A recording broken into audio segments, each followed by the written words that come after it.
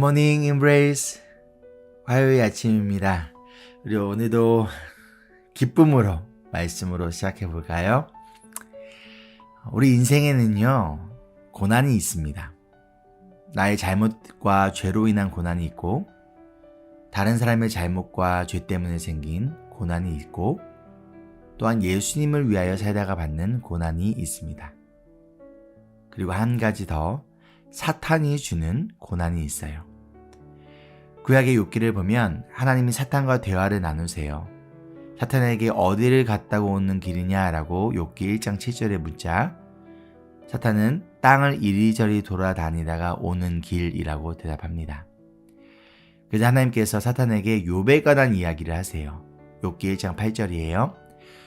너는 내 종 욥을 잘 살펴보았느냐? 이 세상에는 그 사람만큼 흠이 없고 정직한 사람, 그렇게 하나님을 경외하며 악을 멀리하는 사람은 없다.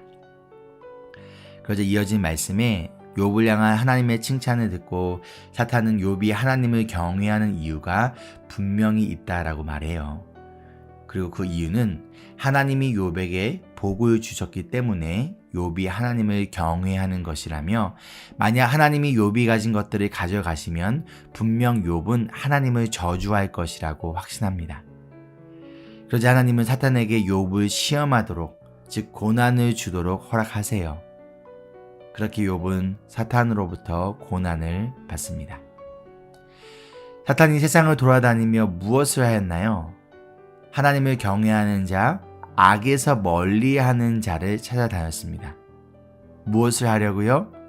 그들이 어떻게든 하나님으로부터 멀어지게 하려고 그들이 하나님을 저주하게 만들기 위해서 고난을 줍니다. 오늘 말씀 베드로전서 5장 8절에 이렇게 말씀합니다. 정신을 차리고 깨어 있으십시오. 여러분의 원수 악마가 우는 사자같이 삼킬 자를 찾아 두루 다닙니다. 아멘. 우리의 원수 악마가 즉 사탄이 우는 사자같이 삼킬 자를 찾아다닌다고 말하고 있어요. 베드로가 우는 사자라는 표현을 쓴 이유는 당시 로마 시대의 콜로세움에서 굶주린 사자들과 검투사들의 싸움을 구경하는 것이 오늘날 축구나 야구와 같은 가장 인기 있는 스포츠였어요. 그리고 실제로 얼마 뒤 이 콜로세움에서 예수님을 믿는 자들이 굶주린 사자들의 먹잇감이 되어버립니다. 이처럼 사탄은 하나님을 믿는 자들을 찾아다닌다는 거예요. 무엇을 하려고요? 어떻게든 하나님으로부터 멀어지게 하려고 하나님을 원망하고 저주하게 하려고 찾아다녀요. 그렇게 만들기 위해 때로는 고난을 줍니다. 사탄이 욥의 모든 재산을 빼앗아갖고 큰 병을 걸리게 한 것처럼 사탄은 우리가 하나님을 저주하고 부정하고 하나님을 신뢰하지 못하게 하며 하나님으로부터 떠나게 하려고 우는 사자처럼 하나님을 신실하게 믿는 자들을 찾아다닙니다. 그럼 이러한 사탄이 주는 고난 앞에서 우리는 어떻게 해야 할까요? 어떻게 이 고난을 거룩한 그리스도인으로서 이겨낼 수 있을까요? 무엇보다도 먼저 하나님의 능력을 의지하십시오. 6절 말씀입니다. 그러므로 여러분은 하나님의 능력의 손 아래로 자기를 낮추십시오. 때가 되면 하나님께서 여러분을 높이실 것입니다. 아멘. 여기서 영어로 보면요. Humble yourselves 라고 말합니다. 스스로 겸손하라. 자기를 낮추어라. 그런데 중요한 것은 바로 하나님의 능력의 손 아래로 자기를 낮추라라는 거예요. 무슨 뜻일까요? 인생의 고난이 찾아올 때, 특히 사탄이 주는 고난이 찾아올 때 우리는 그것을 이겨낼 힘이 없다는 거예요. 그러나 우리에게는 전능하신 능력의 하나님이 계십니다. 그렇다면 우리가 해야 할 것은요, 나의 능력으로 고난을 이기고 해결하는 것이 아니라 하나님의 능력을 구하는 거예요. 하나님의 능력의 손 아래로 낮추는 거예요. 다른 말로 하나님께 기도하는 거예요. 하나님의 도우심을 간절히 구하는 거예요. 내 힘과 능력으로 세상적인 방법으로 이 고난과 문제를 해결하라는 것이 아닙니다. 그것은요, 교만이에요.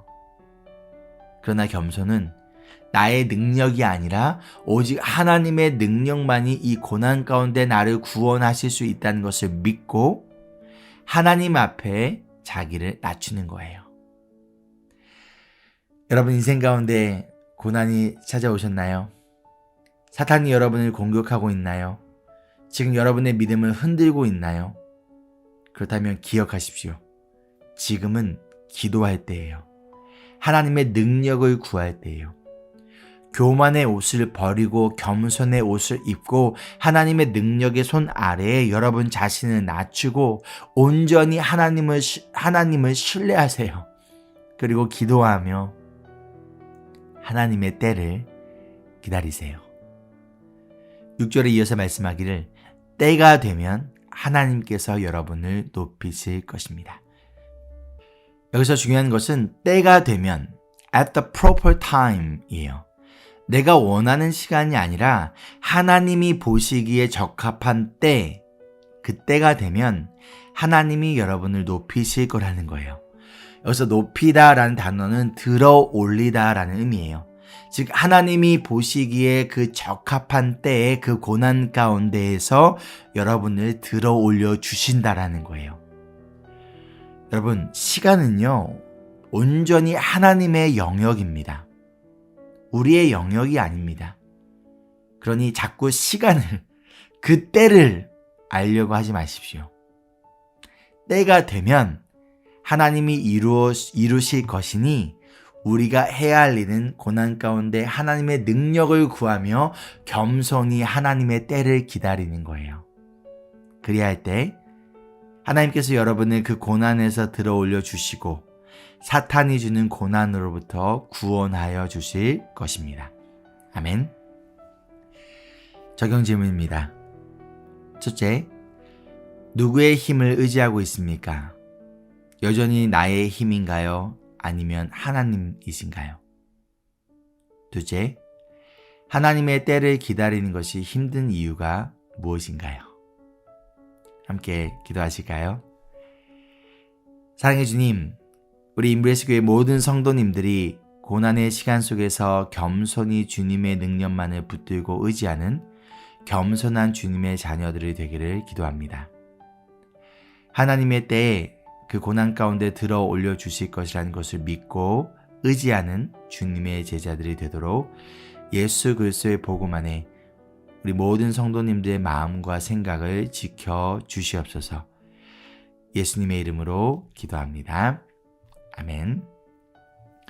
오늘 하루도 하나님의 능력을 온전히 의지하며 살아가는 복된 하루 되기를 소망하며 우리 함께 외칠까요? Embrace Jesus, embrace people.